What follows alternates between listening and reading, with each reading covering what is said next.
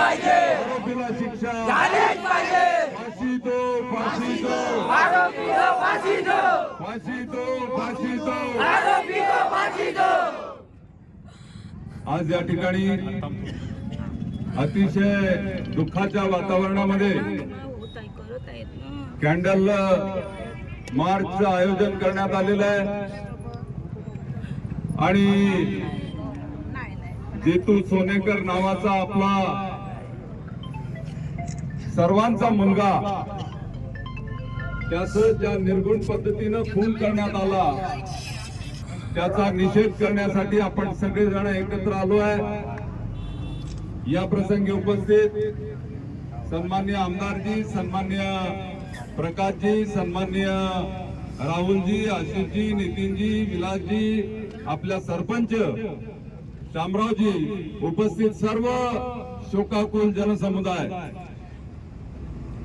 खऱ्या अर्थानं लोकशाहीला काळीमा फासणारी घटना चनकापूर खापरखेडा परिसरामध्ये घडलेली आहे, ज्याचा आपण स्वप्नातही विचार करू शकत नाही.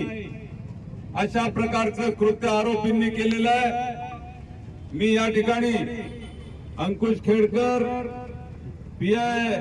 रुणकर आणि त्यांच्या सहकाऱ्यांना धन्यवाद देऊ इच्छितो की आपण तातडीनं त्या ठिकाणी आरोपींना पकडण्याचं काम केलेलं आहे.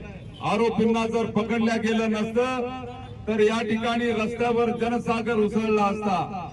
पण आता एकदा पकडल्यानंतर त्यांनी कशासाठी हत्या केली, त्याचा मोटिव्ह काय होता, त्याचं इंटेन्शन काय होतं, याच्या खोलात जाण्याची आवश्यकता आहे.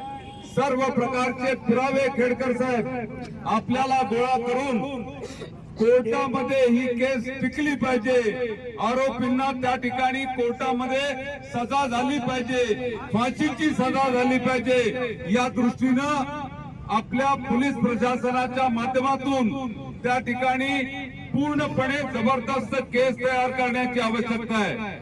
मला माहिती आहे की जनतेची मागणी आहे की फास्ट ट्रॅक कोर्टामध्ये ही केस चालली पाहिजे. मी आमदार महोदयांना या ठिकाणी विनंती करेल की माननीय मुख्यमंत्री आणि या राज्याचे गृहमंत्री देवेंद्रजी पर्यंत हा विषय नेऊन फास्ट ट्रॅक कोर्टामध्ये ही केस चालवण्यासाठी, चांगला सरकारी वकील देण्यासाठी आणि तातडीनं या केसचा निपटारा देऊन त्या ठिकाणी आरोपींना कठोरतम सजा झाली पाहिजे. लोकशाहीला, माणुसकीला काळीमा फासणारी ही घटना, या घटनेचा जेवढा निषेध केला जावा तेवढा कमी आहे. आणि म्हणून जनता तोपर्यंत स्वस्थ बसणार नाही जोपर्यंत या आरोपींना फाशीची सजा होणार नाही.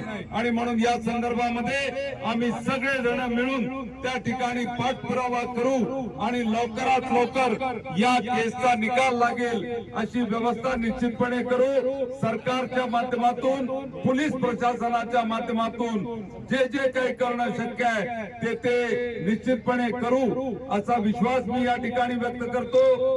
मृतक जितू सोनेकरला नागपूर जिल्ह्यातील तमाम जनतेतर्फे मी विनम्र आदरांजली, श्रद्धांजली अर्पण करतो. त्याची आई, त्याचे वडील, त्याचे नातेवाईक यांना सांत्वना देऊ इच्छितो की निश्चितपणे ज्या पद्धतीनं जितूचा खून केला गेलाय त्याचा बदला घेतल्याशिवाय आम्ही स्वस्थ बसणार नाही.